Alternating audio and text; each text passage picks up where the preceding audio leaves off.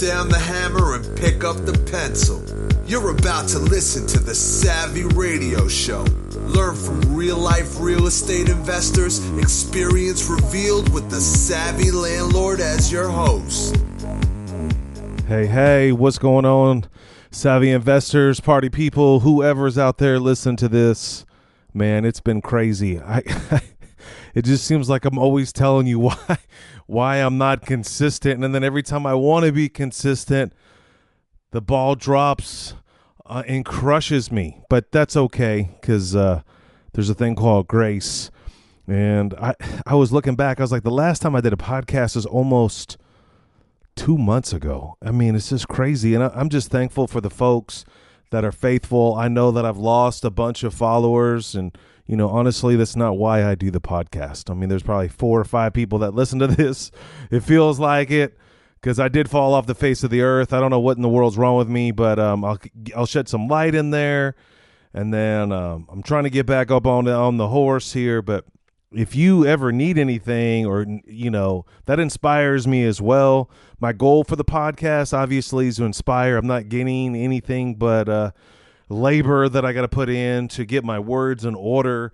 And I just want to say thank you for listening today, and hopefully I can drop something that's inspiring for you. But again, if you ever have a question or you need to reach out, you can go to Savvy Investors or Savvy Podcast. It's pretty simple, savvypodcast.com. You can roll over there. There's several ways that you can contact me. You can say, hey, VanCauwenbergh, what's going on? Or, hey, I got a question. Or, hey, you said something wrong. And if you want to be a superstar, you could text me. This goes to my Google Voice, which comes to me directly, 405-633-2528. Again, it's 405-633-2528. Other than that, appreciate your patience. No excuses. It's been hellacious. I haven't even heard that word in a long time, but I have been, bombs have been, if it can rain, it pours, it could turn, and if you're in Oklahoma, it's a tornado. And I had to liquidate some assets. I got hammered on an asset. I probably need to do a whole podcast on that asset. I had some personal drama just drop in my face, and I'll probably do a podcast on that. Getting burned on a $1.6 million asset. I had to throw it out to the auction, and I lost. I got stung $300K over a year and a half of just dumbness. And it's so crazy because I actually taught a class on that. I have a whole hour class on acquiring that asset creatively.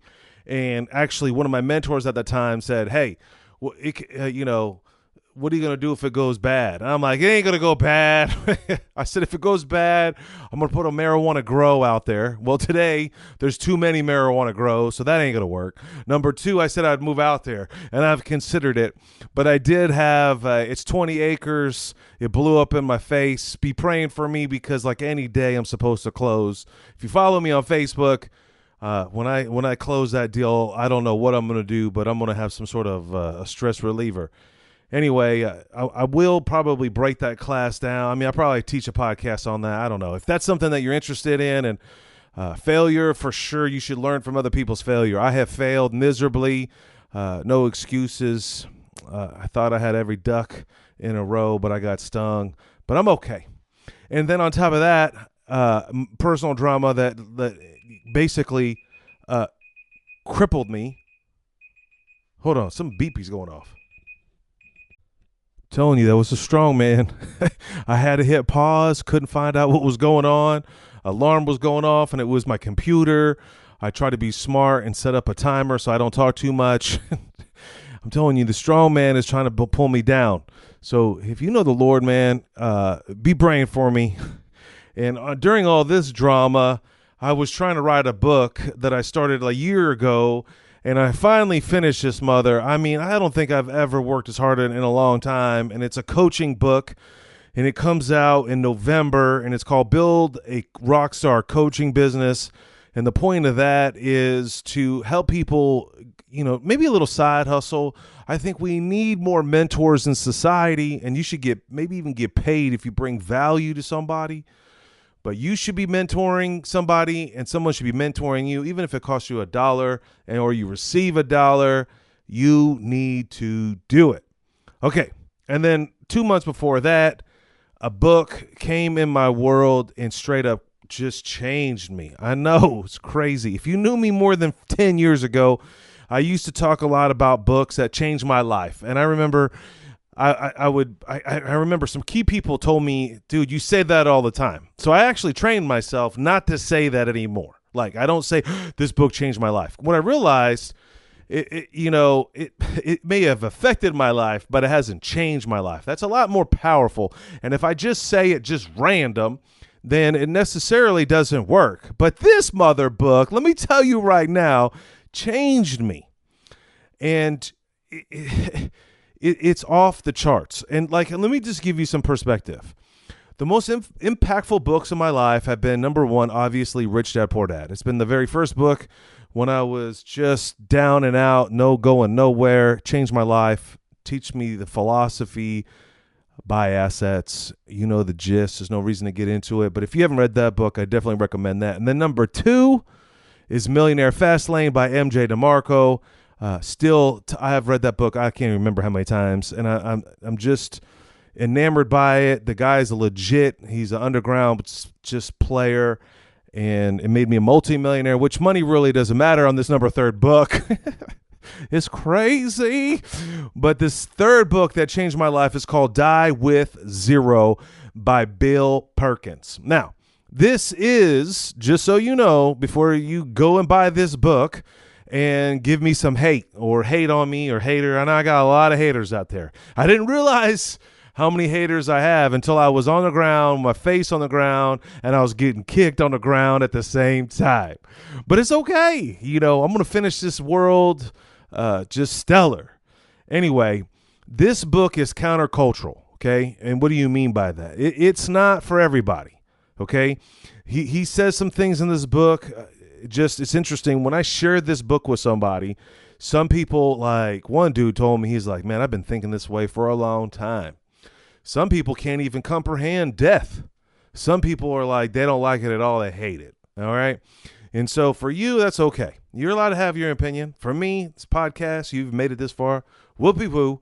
But I'm just going to cover a couple of key things that really affected me, changed me. And actually, it's another reason why I've been so busy. I have just been traveling and getting it all in. I'm going to die with zero. I'm liquidating all kinds of assets. I don't even know if I'm going to have much money soon. And the places where I'm going to, and just off the chain, last minute, unbelievable expensive. But I've realized that making memories are way greater. And let me break this book down to you real fast, and want to encourage you, and you have a great day. And if something touched you, holla at your boy. Remember, you can text me 405-633-2528 or go to savvypodcast.com, whatever. So this book is, when you trust me, you need to listen to this, open your heart, and it might be some tough to digest. What's interesting is I've already listened to the book twice. I've had several people read it, actually the book, and then I've written more notes, and even going back on the third time, and I wanted to do this podcast 2 months ago, but on the third time, me reviewing the book to get prepared for this podcast, I was like, man, I'm glad I said it's number 3. Now, if you're a financial advisor, you're probably going to be a hater anyway, so get used to it because it's against your whole grain of saving. And I don't know. So here's the thing is like, there's some people out there, want to save, and they say start investing. And this book is kind of cultural by saying really invest in experiences. This is powerful. You get a return on your experience, kind of like investing, especially real estate. You get a return on equity. All right. So that's mainly what I do all day long is like, I'm going to get a return on my equity. If I buy a $200,000 house, I put 100 down or 50, whatever equity is in there, I'm trying to get a return on my equity or my labor. But in this case, with Die to Zero, and I thank you, girl, you know who you are. I thank you for hyping me up with this book. You changed me. But you need to get a return on experiences. And, I don't want to rob the power of the book, but I'm telling you, that's where I want to be, is have as many experiences as I possibly can. And when you hear the words Die with Zero, it does sound kind of selfish, or you're not really focusing on anyone else, or you're not thinking of your children. That's boo-boo. That's the strong man trying to punk you down. And I'm going to call, I remember halfway listening to the book, I was like, man, what about my kids? What about my legacy? What about this? What about that? Dying with zero just sounds super, selfish. I get it, right? And again, my whole goal is building a legacy and moving forward and providing for other people, for indigent people, whatever. But, my mind thinks of like stocks, like you compound over time, but your experiences compound as well.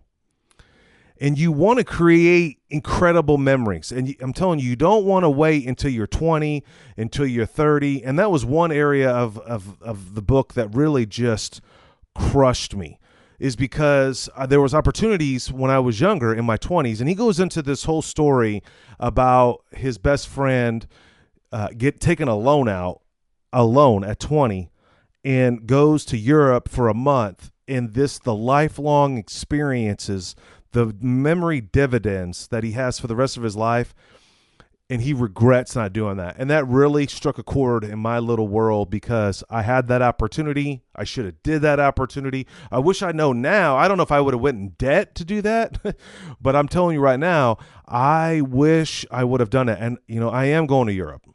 And next year I will be in Europe, and I'll be in Europe for a little while. And I'm working my tail off right now, not just for the economics so I can go, just so I can disappear and you can't get a hold of me. And having the right team assembled. And that's been my entrepreneur mantra in general. And I already have this in place on a regular basis, but I'm pretty reachable. I don't want to be reachable anymore. And so it's kind of like a Jim Rohn thing, and that's another thing. So, but it was interesting when I started, studying. Actually, I've done several experiences already, things that I would have never have done before. I've already started doing.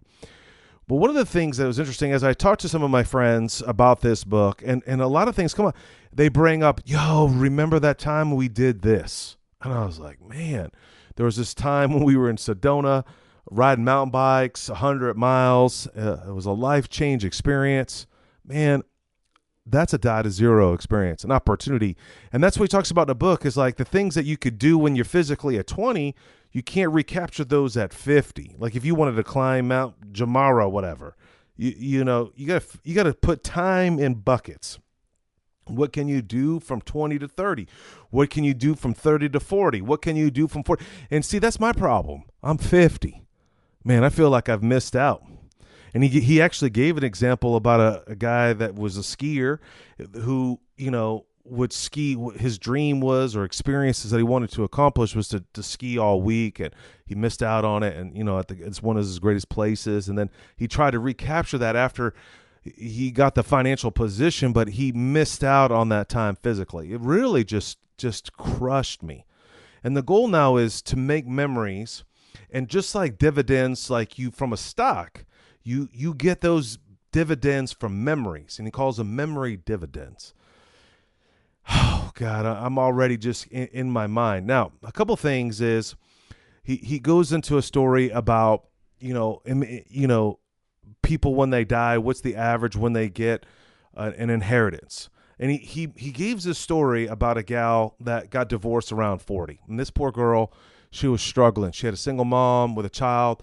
She could not do what she needed to get done. She needed money, and, she didn't get any assistance. Now, fast forward 10 years later, she met some great homeboy. Homeboy is providing for her. She gets remarried. Everything's great. She's in her 60s now, 55, 65, somewhere around there. And then her parents die, and they leave her an inheritance. And she's like, man, it's too late. I don't even really need this money.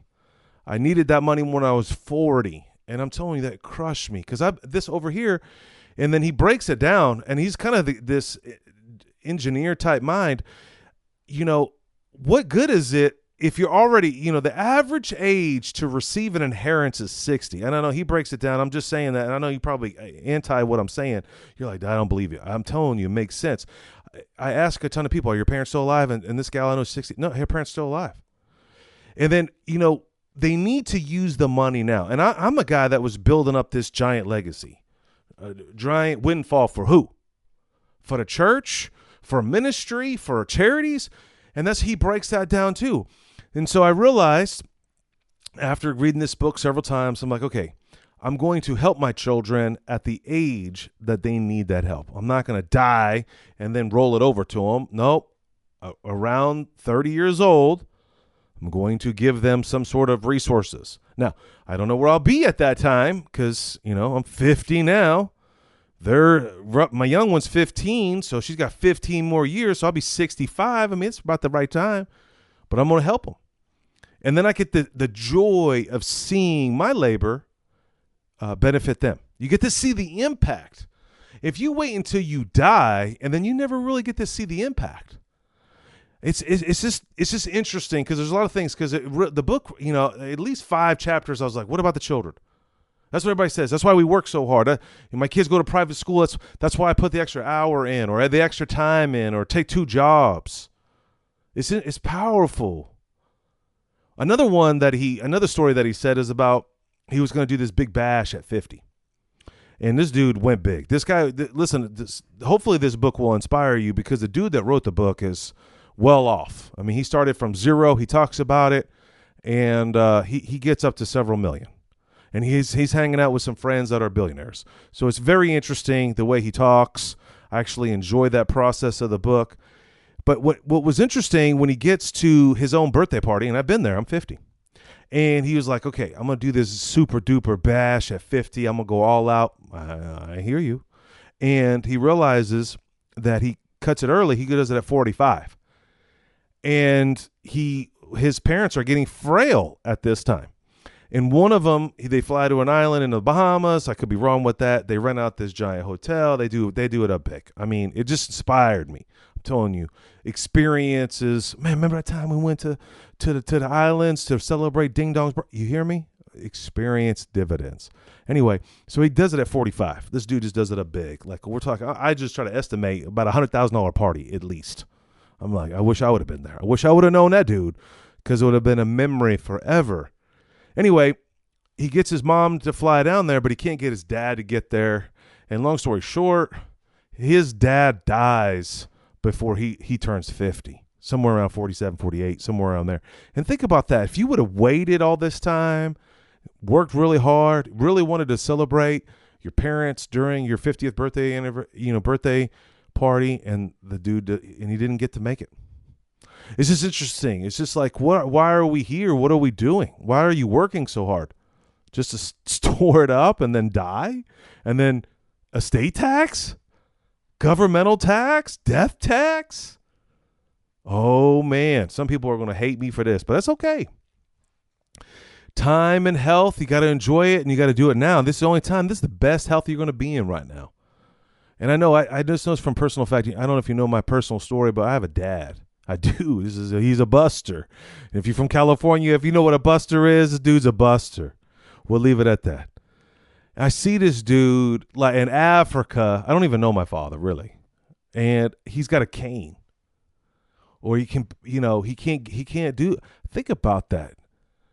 What are you going to be at 60, 70? And it's interesting. He goes in a story about his grandmother that she's 70 or something, and that's all she wants to do is stay at the crib. It's powerful. I'm telling you, knowledge is power. Die with zero is off the chain. I'm telling you, I wish I knew the dude. Bill Perkin. Come on.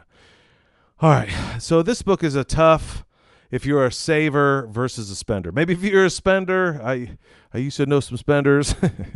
It might be easy for you. It's been difficult for me. I mean, I recently have just spent a ton of cash just buying the last minute plane ticket and just disappearing in an exotic place. It was expensive, but I am so glad I did. It is a memory dividend forever. And I encourage you to do the same.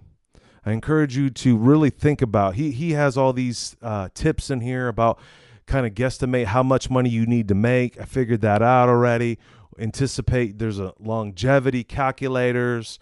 You can figure that out, and then you can kind of get an idea. But anyway, if you've read this book or you want to chat more about this book personally, man, I would love to. Not a lot of people think like me, and that's okay. I'm not mad. I'm here. I'm not sure how much longer I have on this planet, but I can tell you right now, this book is definitely one of my top 10s. I'm telling you right now, it's my top third. But I'm glad to kind of be back. I'm intermittent right now, man. I'm fighting for my life here on this one deal. I got a bunch of other deals going down. I got a franchise coming down. So, big things are happening and in my little world, good, bad, and the ugly. And not being a real estate investor is always the easy part. There's several people on Facebook several of them are going down. And it's sad and it breaks my heart. But there's other people out there that are doing the same and that you can find them, and you guys need to encourage each other or encourage me. You can hit me up, savvypodcast.com. If there's a real estate question that you have, an entrepreneur question, or any kind of question, man, hit me up. Let me know how you do, and I'd love to give back to you. But no matter what, you got to go buy assets, right? If you don't have assets, you can't live that freedom. You're going to be working. You're going to be trading time for money. Don't do that. Thanks for listening to the Savvy Radio Show. Glide online and listen to our other motivating episodes at savvyradioshow.com. Connect on Twitter at LandlordBook and always be buying assets.